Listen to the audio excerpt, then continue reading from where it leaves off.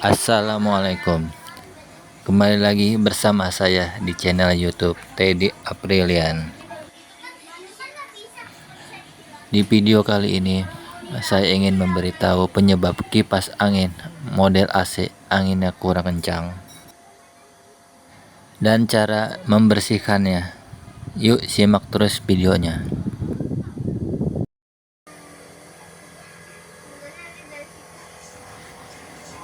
Ini salah satu penyebab angin jadi kurang kencang. Debu sudah mulai memenuhi setiap celah-celah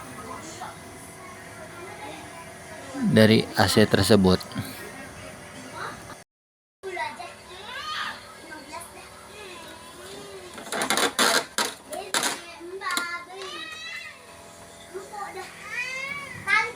Biasanya di filter ini debu-debu sering banyak.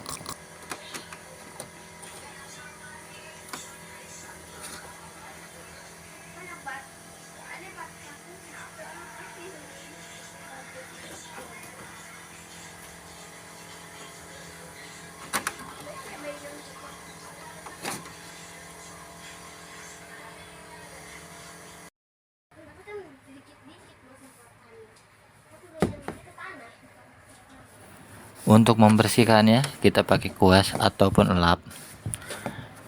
Kita bersihkan debu-debu yang menempel.